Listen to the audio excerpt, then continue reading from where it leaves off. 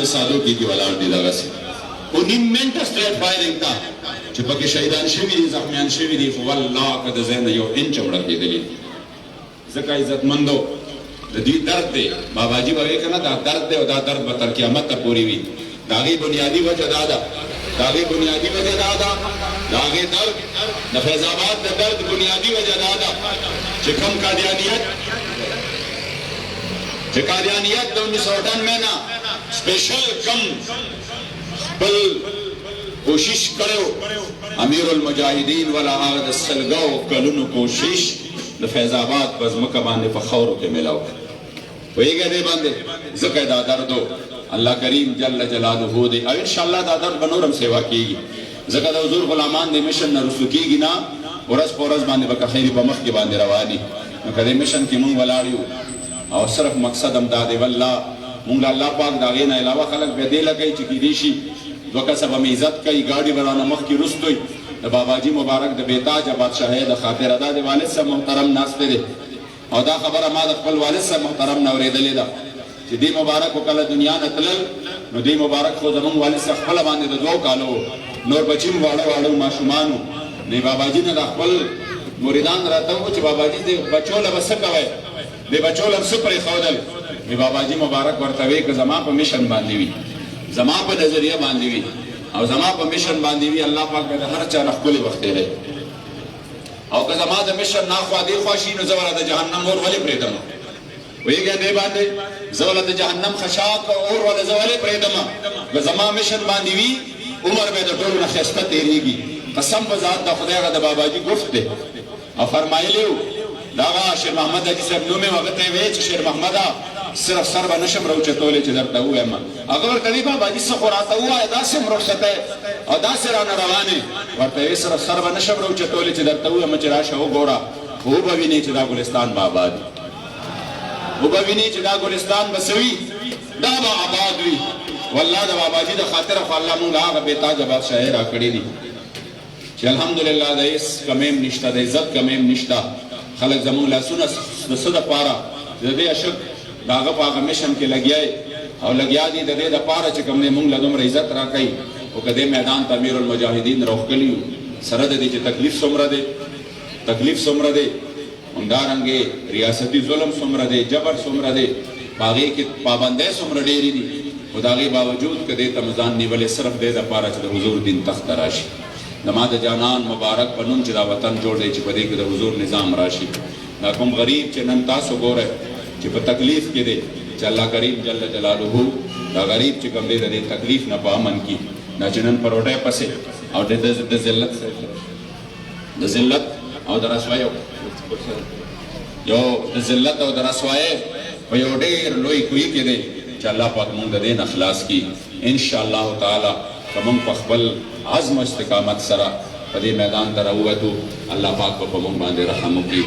د خپلو ملګرو دوستانو چې د بهر نه هم راغلي دي ډېره شکریه ادا کوم بالخصوص زموږ د تحریک ذمه داران راغلي دي جناب د ډیویژن او د ضلعې د مردان نه چې کوم دی زموږ ملګري راغلي دي او په دې پروګرام کې موږ سره شریک شو سهار نه دا زموږ سهار کې چې کوم دی اول د نوخار جلوس شوی دی بیا د مردان جلوس شوی دی او بیا دلته الحمدلله رالو دې پسې به تخبۍ ته ځو او انشاءالله تخبۍ نه پس به بیا بوج شریف دیر ته ځو معاملات الحمدلله مونږ وایو که دا ژوند د الله او رسول په رضا کې تېرېږي نو انشاءالله ژوند هم دغه دی والله چې ژوند هم دغه دی او ساګانې هم دغه دي دا د الله نه وغواړئ چې رب العزال مونږ له په خپل ژوند په هره ساه کې د خپل محبوب علیه السلام د دین سره وفاداري نصیب کړي او مشرانو چې کوم محنت کړی دی چې الله کریم مونږ ته هغه ورځې راکړي چې مونږ د هغې مشرانو په نقش قدم باندې روان شو او دا سلسله په مخکې باندې بوزو پروګرام نه انشاءالله اختتامي دعا کېږي کافي ټایم تېر شوی دی او لږ شان لنګر تیار دی دا دوستان به یو بل ته مخکې دي به هغه لنګر وخوري او د هغې نه پس به تاسو ته چې کوم دی بیا اجازت وي الله پاک دې ستاسو د حاضري او راتلل قبول کړي زه اختتامي دعا دپاره خپل والد محترم ډېر ګران او قدردان حضرت پیر طریقت رهبر شریعت جناب صاحبزاده الحمدلله صاحب قادری دامت برکاتهم علینا هغې ته خواست کومه چې هغې تشریف راوړي او دغې پروګرام کې اختتامي کلمات وکړو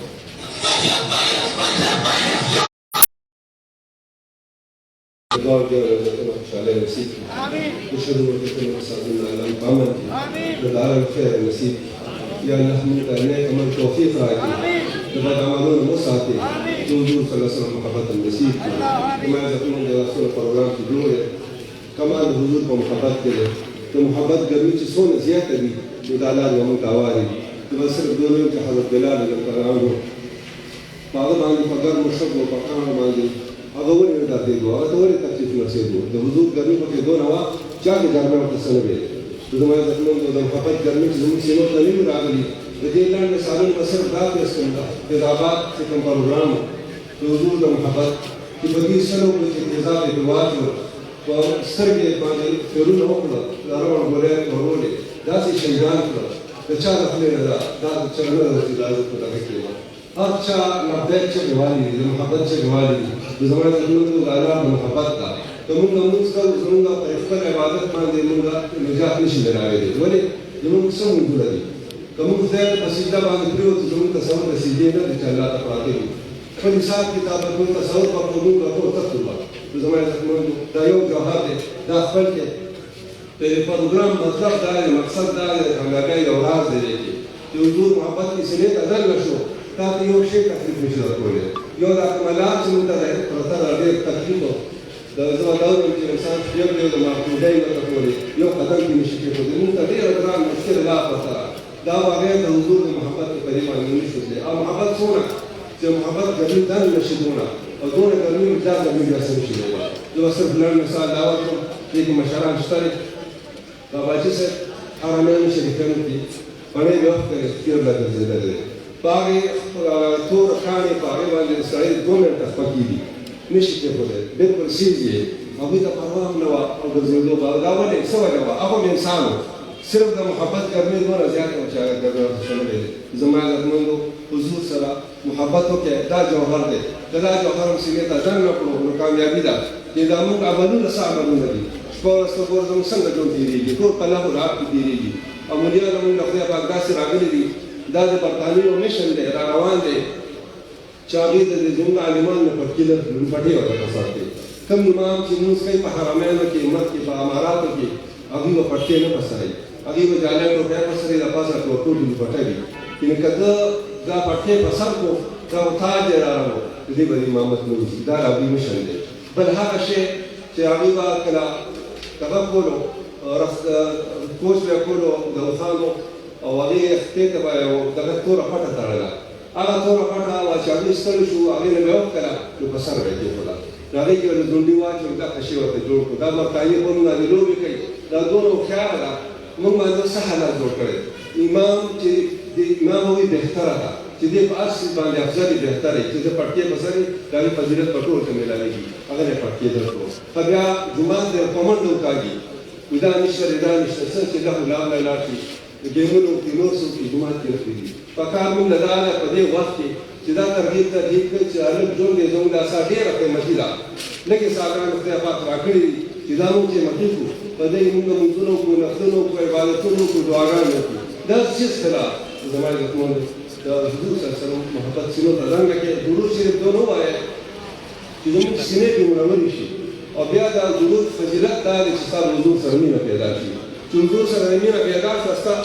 هر یو عمل بهتره دی الله تعالی به تا عمل کې تا ته بیا مشقت تکلیف نشته دی دا موږ ته تکلیف دا حضور سره مینه نشته هر یو عمل صورت موږ ته ګران دی نو زما عزتمندو درود شریف ډېر ووایه صرف دې باندې یم چې باباجي صاحب کوم جوړ دی حاجي پروژې صاحب کوم جوړ دی